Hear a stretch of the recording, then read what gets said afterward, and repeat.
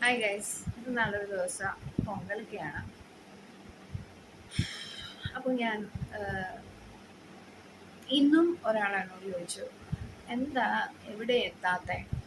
ഞാൻ എന്നെ പഠിക്കാൻ തുടങ്ങിയത് ഏകദേശം ലൈഫ് അവസാനിക്കാറായപ്പോഴാണ് എനിക്ക് തോന്നി തുടങ്ങി എന്താ ഞാൻ ഒരിടവും എത്താത്തേന്ന്.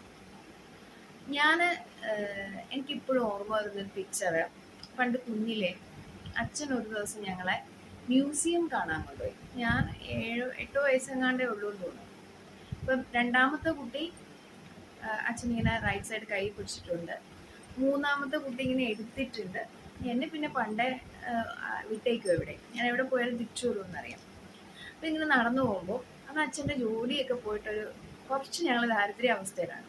അപ്പോൾ അച്ഛൻ ഞങ്ങളോട് പറഞ്ഞു, ഒന്നുകിൽ നിങ്ങൾക്ക് അന്ന് നാരങ്ങ വെള്ളമല്ലേ ഉള്ളൂ, പെപ്സി മിറിണ്ട ഒന്നും ഇല്ലല്ലോ, മേടിച്ച് തരാം. പക്ഷെ നിങ്ങളൊരു കാര്യം ചെയ്യണം, നടക്കണം മ്യൂസിയത്തിൽ നിന്ന് ആറ്റുകാൽ വരെ.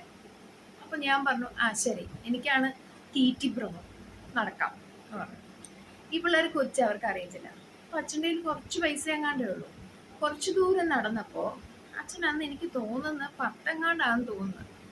അച്ഛനൊരു ഭിക്ഷക്കാരന് കൈ നീട്ടിയപ്പോൾ ഈ കയ്യിലിരുന്ന പൈസ അയാൾക്ക് കൊടുത്തിട്ട് അച്ഛൻ അയാളുടെ ബാക്കി വാങ്ങും, വേറെ കൊടുക്കാനില്ല. അപ്പോൾ എനിക്ക് മനസ്സിലന്ന് ചെറുതാണെങ്കിലും അച്ഛൻ ഇനി ഭിക്ഷക്കാരൻ്റെ പൈസ എടുക്കുന്നതെന്ന് ആരെങ്കിലും വിചാരിക്കും. ഞാൻ അങ്ങനെ വിചാരിച്ചത്. ഞാൻ അച്ഛനോട് ചോദിച്ചേ, എന്താ അങ്ങനെ? അപ്പോൾ അച്ഛൻ അയ്യോ പാവമല്ലേ, നമുക്കുള്ളതിൽ കൊടുക്കാം എന്നും പറഞ്ഞിട്ട് ഞങ്ങൾ നാരങ്ങകളൊക്കെ കുടിച്ച് ഹാപ്പി ആയിട്ട് നടന്നു. കുട്ടി പിള്ളേർ ഓർക്കുന്നുണ്ടോ എന്ന് എനിക്കറിയത്തില്ല. വീട്ടിൽ പോയി ഇതെൻ്റെ മനസ്സിൽ പതിഞ്ഞ വലിയൊരു പിക്ചറാണ്. പിന്നെ എൻ്റെ അച്ഛമ്മ, തൊട്ടപ്പുറത്തെ വീട്ടിൽ മണികണ്ഠനും രാധചേച്ചിയും ഉണ്ടായിരുന്നു. അവരൊക്കെ ഇപ്പം ഫാർ അവേ, ഓർക്കുന്നു പോലുമില്ല. അപ്പം അമ്മ ഇന്നും ഒരുപാട് ചോറ് വെക്കും. അമ്മ എന്നെ അടുപ്പിൻ്റെ പാതകത്തിൽ അപ്പുറത്ത് ഇരുത്തിയിട്ടാണ് ഇതെല്ലാം ചെയ്യുന്നത്. അമ്മ മീൻസ് അച്ഛമ്മ. എന്നെ 6 months തൊട്ട് അച്ഛമ്മയാണ് നോക്കിയത്. അമ്മയുടെ അടുത്തേക്ക് ഞാൻ വല്ലപ്പോഴും വരാറുള്ളൂ. സ്ഥിരമായി നിന്നത് 18 വർഷങ്ങൾക്ക് ശേഷം. അപ്പം എനിക്ക് കൂടുതലും അച്ഛമ്മയായിട്ടായിരുന്നു അടുപ്പം. അപ്പോൾ ഇരുത്തിയിട്ട് എന്തിനാ അമ്മ ഈ ചോറ്? അന്ന് ഞാൻ നഴ്സറിയൊക്കെ ഉള്ളൂ. രാത്രി ഞാൻ നോക്കുമ്പം ഈ മതിലിൽ കൂടെ വിളിച്ച് അമ്മ അപ്പുറത്ത് ചോറ് എടുത്തു കൊടുക്കുന്ന കണ്ടിട്ടുണ്ട്. ഇതൊക്കെ കണ്ട ഞാൻ വളർന്നത്. അപ്പം നമ്മൾ കുട്ടികളെ ദാരിദ്ര്യം പറഞ്ഞ് പഠിപ്പിക്കണം, അതൊരു വലിയ കെണിയാണ്. Be careful about that. നമ്മൾ പറഞ്ഞു കൊടുക്കുന്ന ദാരിദ്ര്യം മൊത്തം ഇവൻ്റെ അൺകോൺഷ്യസ് മൈൻഡിൽ പതിഞ്ഞു കിടന്ന്, ഇവനോർ ഇവളുടെ പതിഞ്ഞു കിടന്ന് എപ്പോഴും ദാരിദ്ര്യത്തെ അട്രാക്ട് ചെയ്തുകൊണ്ടിരിക്കും എന്നാണ് പറയപ്പെടുന്നത്. അപ്പം ദാരിദ്ര്യം നമുക്ക് പറഞ്ഞു പഠിപ്പിക്കേണ്ട, നമുക്ക് കൊടുക്കാം. ചിലവാക്കാനുള്ള കാശ് ഇത് ഇത്രയേ ഉള്ളൂ, ഇതിനകത്ത് നീ മെയിൻറ്റെയിൻ ചെയ്യണം, ഇത് വെച്ച് നീ ചിലവാക്കാൻ പഠിക്കണം. എൻ്റെ കയ്യിലില്ല, നീ ഇങ്ങനെ അങ്ങനെ പറയണ്ട. എനിക്ക് പറ്റിയിട്ടുള്ളൊരു തെറ്റാണ്. കുറേ നാൾ ഞാനത് പറഞ്ഞു, പിന്നെ അത് തിരുത്തി കേട്ടോ. കാരണം ഞാൻ കുട്ടിയോട് പറയും, ആം റിച്ച് എന്ന് പറയാൻ പറയും. ഒരു വളരെ ബ്രില്യൻ്റായ ഒരു ഡോക്ടറെ വീട്ടിൽ ഒരിക്കൽ ഞാൻ പോയി. അപ്പോൾ ഒരു 15 വർഷത്തേക്ക് മുമ്പെന്ന് വയ്ക്കാം, എൻ്റെ കൂടെ വന്ന ഒരാൾ അവിടെ ഇങ്ങനെ ആം മില്യണർ എന്ന് എഴുതി വെച്ചിരിക്കുന്നതായിട്ട് കളിയാക്കി. വൈഷി ഇങ്ങനെ എഴുതിയതാണ്. ഷീ വാസ് വളരെ നിറഞ്ഞൊരു ആളായിരുന്നു, നിറഞ്ഞ് സഹായിക്കുന്ന ഒരാൾ. ആ മില്യണർ തന്നെയായിരുന്നു. മനസ്സിലായോ? പിന്നെ എനിക്കത് മനസ്സിലായത്. അപ്പോൾ പോയിന്റിലോട്ട് വരാം. അപ്പോൾ പിന്നെ അത് അച്ഛൻ, പിന്നെ അമ്മ രാമായണം വായിക്കുന്നത് ഞാൻ കണ്ടിട്ടുള്ളൂ. എപ്പോഴും രാമായണം വായിക്കും. ഒത്തിരി കഷ്ടപ്പെട്ടിട്ടും ഒരു കുലസ്ത്രീ പദം മെയിൻറ്റെയിൻ ചെയ്യാൻ ശ്രമിച്ച ഒരു പാവം. ഞാൻ കുലസ്ത്രീ അല്ല കേട്ടോ, അയ്യോ അയക്കാണ്ട്. കുലസ്ത്രീ ആവാൻ ഒരു 10-15 വർഷം ശ്രമിച്ച് നട്ടെല്ലും വളഞ്ഞ് ക്യാൻസറും വന്നു, ഷുഗറും വന്നു. ഇനി അയക്കാണ്ട്, I don't want to become a കുലസ്ത്രീ. അപ്പോൾ ഇത് രണ്ടുമാണ് നമ്മൾ കണ്ടിട്ടുള്ളത്. അപ്പോൾ അതിൽ നിന്ന് ഞങ്ങൾ പഠിച്ച പാഠം എന്തെന്ന് വെച്ചാൽ, ഇല്ലായ്മയാണെങ്കിലും അതിൽ നിന്നും കൊടുക്കുക. അങ്ങനെയല്ലേ കണ്ടത്? ഇല്ലായ്മയിൽ നിന്ന് കൊടുക്കുക. ഈ ഇല്ലായ്മയിൽ നിന്ന് കൊടുത്തിട്ട് പറയരുതെന്ന് പറയും. പക്ഷെ ഇവിടെ ഞാനത് പറയുന്നത് മറ്റുള്ളവർക്കൊരു പ്രചോദനമാകട്ടെ. എന്നെ പലരും പിന്തിരിപ്പിച്ചിട്ടുണ്ട്, എൻ്റെ നന്മയ്ക്ക് വേണ്ടിയിട്ടാണ്. ഒരു മനുഷ്യൻ്റെ ഏറ്റവും നീചമായ അവസ്ഥ എന്ന് പറയുന്നത് നമ്മൾ തെറ്റിദ്ധരിക്കപ്പെടുക. പണ്ടേ കുറച്ച് ആൾക്കാരുണ്ടായിരുന്നു ഇങ്ങനെ പൊലിപ്പിച്ച് പറയുന്നത്. നമ്മളെ കണ്ടിട്ടില്ല, നമ്മളോട് നിന്നിട്ടില്ല. ആരെങ്കിലും എന്തെങ്കിലും പറഞ്ഞാൽ അവരങ്ങ് വിശ്വസിക്കും. അത് വെച്ച് ജീവിതകാലം മൊത്തം നമ്മളെ ട്രീറ്റ് ചെയ്യും. ഞാനൊരു ജോസഫാണ്, അതെന്താന്ന് ബൈബിൾ നോക്കിയാൽ മനസ്സിലാകും. അപ്പോൾ പക്ഷെ ഞാൻ രക്ഷപ്പെട്ടു കേട്ടോ, പൊട്ടക്കുഴിയിൽ നിന്ന്. അപ്പോൾ ഞാനിങ്ങനെ ശ്രദ്ധിക്കായിരുന്നു. എൻ്റെ അമ്മ ആ മരിക്കുമ്പോൾ അവരെ കഷ്ടപ്പെട്ട് മുറുക്കി കൊടുത്തു എന്ന് തന്നെ പറയാം.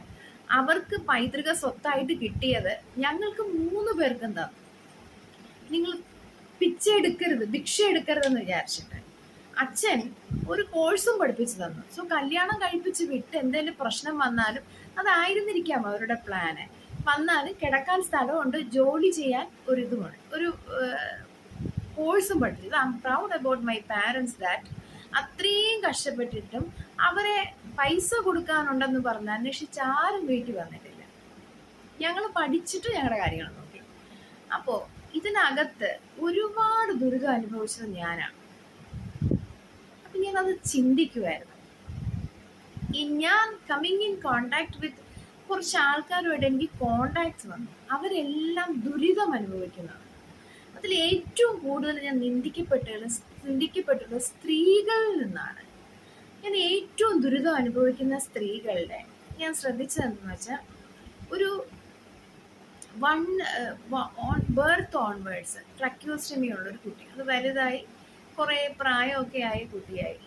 ഞാൻ അവരെ ഇത് പഠിപ്പിക്കാൻ വേണ്ടിയിട്ട് അവരുടെ അടുത്തേക്ക് ചെല്ലുകയാണ്. അപ്പോൾ അവർക്ക് ഞാൻ ഒരുപാട് നന്മകൾ ചെയ്തു കൊടുക്കുന്നുണ്ട്. ആൻഡ് ഷീസ് ലൈക്ക് ബാക്കിൽ എൻ്റെ പൈസ ചിലവാക്കി ഞാൻ അവരുടെ അടുത്തേക്ക് പോവാണ് അത് ചെയ്യാൻ വേണ്ടി. ഓരോ സാഹചര്യവും അവർ യൂസ് ചെയ്തത് എന്നെ ഇറിറ്റേറ്റ് ചെയ്യാൻ വേണ്ടിയിട്ടാണ്. എനിക്ക് ശ്വാസം മുട്ടി അവിടുന്ന് രക്ഷപ്പെടണമെന്നൊരു ഫീല് വന്നു. അത് കഴിഞ്ഞ് സാമ്പത്തികമായി ഒരുപാട് ബുദ്ധിമുട്ടുന്ന ഒരു സ്ത്രീ, അവരെ ഞാൻ അവരുടെ ഫാമിലി ആയിട്ട് മിങ്കിളായിട്ട് പോകാൻ എൻ്റെ മാക്സിമം ട്രൈ ചെയ്തു, അവരെ സാമ്പത്തികമായി സഹായിച്ചു. ഈ വളരെ കെയർഫുൾ ആവട്ടെ, വളരെ ബുദ്ധിമുട്ടുള്ളവരാണ് ഇന്നത്തെ ആൾക്കാർ. ഈ ഒരു ഫാമിലിയിൽ ആരെങ്കിലും ഇപ്പോൾ ഒരു ഡിവോഴ്സിന്റെ വക്കിലെത്തി നിന്നാൽ ഈ 2 കൂട്ടരും അതിനൊരു കാരണം കണ്ടുപിടിക്കാൻ വേണ്ടി ഇരിക്കുമായിരിക്കും. അതിൻ്റെ ഇടയ്ക്കായിരിക്കും കഷ്ടകാലത്ത് നമ്മൾ അവിടെ പോയി ചെന്ന് ചേരുക. ഇവർ നമ്മളെ കരുവാക്കി, ബാക്കി ഞാൻ പറയുന്നില്ല. So be careful. അതുകൊണ്ടാണ് ഇവര് ഞാനത് കഴിഞ്ഞ 2-3 വീഡിയോസിൽ പറഞ്ഞിട്ടുണ്ട്. അപ്പോൾ അത് കഴിഞ്ഞ് പിന്നെ ഞാൻ ശ്രദ്ധിച്ചത് ചില സ്ത്രീകൾ ഭർത്താവാൽ കൊടിയ പീഡനം അനുഭവിക്കുന്നവര്. നമ്മൾ ഡിവോഴ്സീസ് ആണ്, നമ്മൾ വളരെ സന്തോഷമായിട്ട് ജീവിക്കുന്നുണ്ട് അല്ലേ? ഡിവോഴ്സ് ചെയ്ത് സന്തോഷമായിട്ട് ജീവിക്കാൻ ഞാൻ ആരെയും പഠിപ്പിക്കുന്നില്ല. അതിനകത്ത് ഒരുപാട് ബുദ്ധിമുട്ടുകൾ വരുന്നുണ്ട്. ഒന്ന്, നമ്മൾക്ക് പല ബീങ് എ നേഴ്സ് ആയിട്ട് പറയുവാണെങ്കിൽ ഫിസിക്കൽ പ്രോബ്ലംസ് ഒരുപാട് വരും നമുക്ക്. 2, അവസാനം വീട്ടുകാർ നമുക്ക് അഗെയിൻസ്റ്റ് ആവും, ഉറപ്പാണ്. അതുകൊണ്ടാണ് ഷൈനി സൂയിസൈഡ് ചെയ്തത്. അതിൻ്റെ ഭയങ്കര ദുരിതമാണ്. നമ്മളെ ആരും അക്സെപ്റ്റ് ചെയ്യത്തില്ല. നമ്മളാരും പറയുന്നത്, എൻ്റെ ഫാമിലിയിൽ നിന്നൊക്കെ എൻ്റെ ഫാമിലി മെമ്പേഴ്സ് അവിടെ കൊല്ലുന്നെങ്കിൽ കൊന്നോട്ടെ എന്ന് വരെയും പറഞ്ഞിട്ടുണ്ട്. ഞാൻ അങ്ങനെ കൊല്ലാൻ നിൽക്കാൻ ഞാൻ എപ്പോഴും അതിനകത്ത് ശ്രദ്ധിച്ചിട്ടുള്ളത്, ഇതിലൊക്കെ ഉണ്ടാവുന്ന കുഞ്ഞുങ്ങൾ സേഫ് ആയിരിക്കണം. അപ്പൊ നമ്മുടെ ജീവിതം, ഞാൻ ഇപ്പൊ നോക്കാറുണ്ട് നമ്മുടെ ജീവിതവും സേഫായിട്ട്. എന്തുകൊണ്ട് ഇപ്പൊ ഞാൻ എപ്പോഴും ഈ ദുരിതം അനുഭവിക്കുന്ന ആൾക്കാരെടുത്ത് പോകും. അപ്പൊ ഞാൻ ഈ ജോസഫ് മർഫിയോട് ചോദിക്കും, ഈ സ്ത്രീകളെ, അത് കഴിഞ്ഞ് എനിക്കൊരു എൻകൗണ്ടർ വേറൊരാളുമായിട്ട് വന്നതെന്ന് വെച്ചാൽ അവരുടെ ജീവിതത്തിൽ വലിയൊരു കൊടിയ ചതി നേരിട്ട ഒരു സ്ത്രീയാണ്. അപ്പൊ വലിയ കൊടി ചതിയാണ്.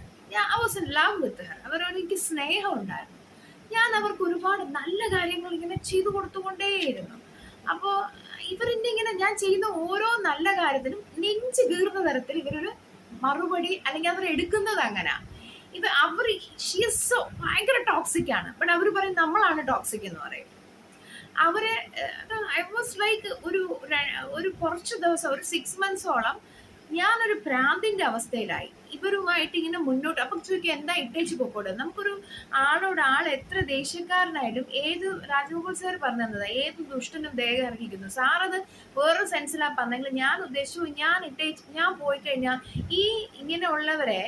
ഇങ്ങനെയുള്ള ആൾക്കാരെ മറ്റുള്ളവർ മിസ്യൂസ് ചെയ്യുന്ന ഞാൻ കണ്ടിട്ടുണ്ട്. അവരുടെ പൈസയും ഒക്കെ മിസ്യൂസ് ചെയ്യുന്നുണ്ട്. അപ്പം നമ്മൾ ഡയറക്റ്റ് ആയിട്ട് ഇവരോട് സത്യങ്ങൾ പറയുമ്പോൾ ഇവർക്ക് അക്സെപ്റ്റ് ചെയ്യാൻ പറ്റത്തില്ല.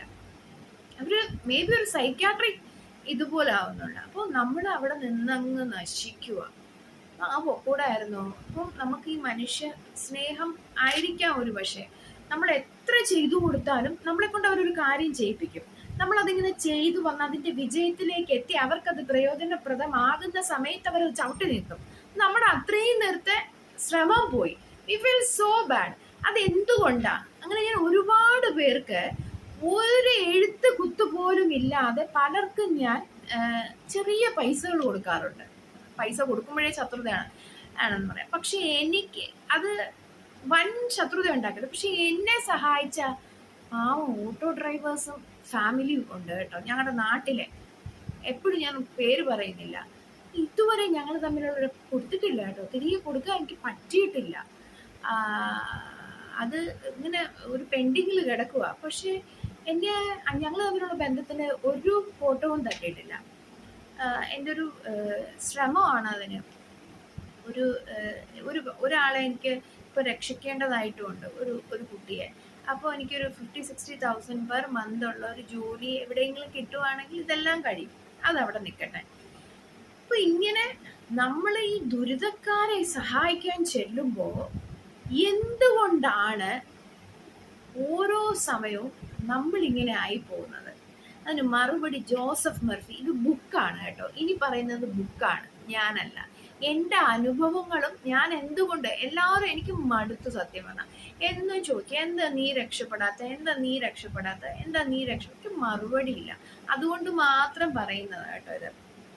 വെറുപ്പുണ്ടാക്കുന്നതും വികൃതമാക്കിയതും നിഷ്ഫലമാക്കിയതുമായ വ്യക്തിത്വം ഈശ്വര ചൈതന്യവുമായിട്ടുള്ള സ്വരൈക്യത്തിന് പറ്റിയതല്ല. നമ്മളോട് വെറുപ്പും വികൃതവും നികൃഷ്ടവുമായി ഇടപെടുന്നവരിൽ ഈശ്വര ചൈതന്യത്തിന് പറ്റിയതല്ല. സമാധാനമുള്ളവരും സന്തോഷമുള്ളവരും ആനന്ദിക്കുന്നവരുമായ ആളുകളോട് ഈ വ്യക്തിക്ക് വിരോധമാണ്. അയാൾ പതിവായി അയാളോട് സ്നേഹത്തോടെയും ദയയോടും പെരുമാറുന്നവരെ കുറ്റം പറയുകയും വിമർശിക്കുകയും ദോഷാരോപണം നടത്തുകയും ചെയ്യും. ഒരുപാട് സംടൈംസ് ഫീൽ ലൈക്ക് എൻ്റെ നെഞ്ചിനകത്ത് ഹോള് വീഴുമ്പോൾ തോന്നിയിട്ടുണ്ട്. ദാറ്റ് മച്ച് പെയിൻ എനിക്ക് ഫീൽ ചെയ്തിട്ടുണ്ട് ഞാൻ. എന്നിട്ടും നിന്നതങ്ങ് കൊള്ളും കേട്ടോ. അത് എന്തിനാ കൊണ്ടതെന്ന് എനിക്ക് ഇപ്പോഴും മനസ്സിലാവുന്നില്ല. എന്തെങ്കിലും ഇവർ മാറും, ഞാൻ ചെയ്യുന്ന നന്മ ഇവർ മനസ്സിലാക്കും എന്ന് വിചാരിച്ച് കുറേ നിന്നിട്ടുണ്ട്. എന്നിട്ട് അവസാനം എൻ്റെ ആരോഗ്യം നശിക്കുമ്പോഴാണ് ഞാൻ അവിടെ നിന്ന് ഇറങ്ങിപ്പോകുന്നത്. നമ്മൾ അവരോട് ദയോട് പെരുമാറുമ്പോൾ ഇവരെന്ത് ചെയ്യും? കുറ്റം പറയുകയും വിമർശിക്കുകയും ദോഷാരോപണം നടത്തുകയും ചെയ്യാറുണ്ട്. ഇതാണ് ഇയാളുടെ ചീത്തവൃത്തി. ചീത്തവൃത്തിയല്ല, മനവൃത്തി. ഞാൻ ഇങ്ങനെ ദുരിതം അനുഭവിക്കുമ്പോൾ അവർ എന്തിനു സന്തോഷിക്കണം? എനിക്കത് ചിന്തിക്കാൻ പോലും പറ്റത്തില്ലായിരുന്നു കേട്ടോ. ഞാൻ ഒരുപാട് ദുരിതം അനുഭവിച്ചിട്ടുണ്ട്. ദുരിതം എന്ന് പറഞ്ഞാൽ ഒരു 4-5 വർഷമായിട്ട് ഡെയിലി ഞാൻ ഇരക്കുന്ന മനുഷ്യനുണ്ടായിരുന്നു. ഇരക്കുന്നെന്ന് പറഞ്ഞാൽ എനിക്ക് മാന്യമായി ജീവിക്കാൻ വേറെ വഴിയില്ല. അപ്പോൾ എനിക്ക് അറിയാവുന്ന ആൾക്കാരോട് എന്നെ ഒന്ന് ഹെൽപ്പ് ചെയ്യാവോ. ഈ 5 വർഷമാണ് ഞാൻ ദുരിതത്തിലായത്. ഈ 5 വർഷവും എൻ്റെ നിന്നുള്ളത് തട്ടിയെടുത്തവർ തിരിച്ചു തരാനോ, ഞാൻ ഇരക്കുന്നവർ എന്ന് തന്നെ പറയാം തിരുവനന്തപുരം ഭാഷയിൽ, എന്നെ സഹായിക്കാനോ തയ്യാറായിട്ടില്ല. അത് എന്തുകൊണ്ടായിരിക്കും എന്നും എനിക്കറിയത്തില്ല. അപ്പോൾ ഒരു മനുഷ്യന്റെ ജീവിതത്തിലെ ഏറ്റവും മ്ലേച്ഛമായ അവസ്ഥയാണ് മറ്റൊരാളുടെ കൈ നീട്ടുന്നത്. അതിലൂടെ കടന്നുപോയ ഒരാളാണ് ഞാൻ. അതിലൂടെ മാത്രമല്ല പല അപമാനങ്ങളിലൂടെ, പല ലോകത്ത് അതൊന്നും എനിക്ക് പറയാനും ഓർക്കാനും പോലും ഇഷ്ടമില്ലാത്തതാണ്. ഇതിനെക്കുറിച്ചൊക്കെ ഒരു ബുക്ക്, അതൊക്കെ ഞാൻ എന്തിനാ ലോകത്തോട് പറയാന്ന് വെച്ചാൽ സിമ്പതിക്ക് വേണ്ടിയിട്ടല്ല കേട്ടോ. അമ്മ വഴക്ക് പറഞ്ഞു, തൂങ്ങി മരിച്ചു. പരീക്ഷയ്ക്ക് തോറ്റു, തൂങ്ങി മരിച്ചു. ഭർത്താവ് നുള്ളി, തൂങ്ങി മരിച്ചു. ഭർത്താവ് പിച്ചി 100 തൂങ്ങി മരിച്ചു. ഭർത്താവിന് ഗേൾഫ്രണ്ട്, തൂങ്ങി മരിച്ചു. ഭർത്താവ് സിവിയർ ആൽക്കഹോളിക്കും. ഞാൻ എൻ്റെ വഴി. ഒരു സിവിയർ ആൽക്കഹോളിക്കായ ആളുടെ അടുത്ത് നമ്മൾ പക വീട്ടാൻ നിന്നാൽ നമ്മൾ മണ്ടരാണ്. സൈക്കോസിസ് ഉള്ള ആൽക്കഹോളിക് പേഷ്യൻ്റെ അടുത്ത് നമ്മൾ ലൈവ് നടത്തി പക വീട്ടിയിട്ട് എന്തു ചെയ്യാനാ? ഞാൻ ചിന്തിക്കുന്നത് ഭക്ഷണത്തിന് വരെയും ഞാൻ ബുദ്ധിമുട്ടിയിട്ടുണ്ട്. അപ്പോഴൊന്നും എന്നോട് പല വാഗ്ദാനമായിട്ട് ആൾക്കാർ വന്നിട്ടുണ്ട്. ഞാൻ ചിന്തിച്ചിരുന്നൊരു രീതി എന്ന് വെച്ചാൽ നമ്മൾ നമ്മുടെ തുണി മാറ്റി സ്നേഹം, പ്രേമം, റൊമാൻസ് അത് വേറെ, ത്രൂ ദാറ്റ് സെക്സ് അത് വേറെ. അല്ലാതെ നമ്മൾ പൈസയ്ക്ക് വേണ്ടിയിട്ട് അത് കണ്ടുകൊണ്ടിരിക്കുന്നവരും നമ്മളവിടെ അപമാനിക്കപ്പെടുക, നമ്മളെ അപമാനിക്കാൻ അവസരം കൊടുക്കുക. അതിനേക്കാൾ വേറെ എന്തെല്ലാം വഴിയുണ്ട് നമുക്ക് രക്ഷപ്പെടാൻ വേണ്ടിയിട്ട്. ഞാൻ അങ്ങനെ ചിന്തിക്കുന്ന ഒരാളാണ്. എൻ്റെ ചിന്ത അങ്ങനെ. ഒരുപക്ഷെ ഒരുപാട് പല ദിവസവും ഈ 4 വർഷവും ഡെയിലി വരും നമ്മൾ സ്ഥിരമായ ഒരാളോട് എന്നെ ഒന്ന് സഹായിക്കുമോ, എന്നെ ഒന്ന് സഹായിക്കുമോ. സ്റ്റില്ല ഒരു 3 മാസം പളനി പോകുമ്പോഴേ ഞാൻ ചോദിക്കായിരുന്നു എനിക്ക് രക്ഷപ്പെടണം. എന്നാൽ ഞാൻ സന്തോഷമായിരുന്നാലേ എൻ്റെ കുട്ടി സന്തോഷമായിട്ടിരിക്കത്തുള്ളൂ. സന്തോഷം സമാധാനവും അനുഭവിക്കുന്ന ഒരു അമ്മയ്ക്ക് മാത്രമേ ഹെൽത്തി ആയിട്ടുള്ള ഒരു ചൈൽഡിനെ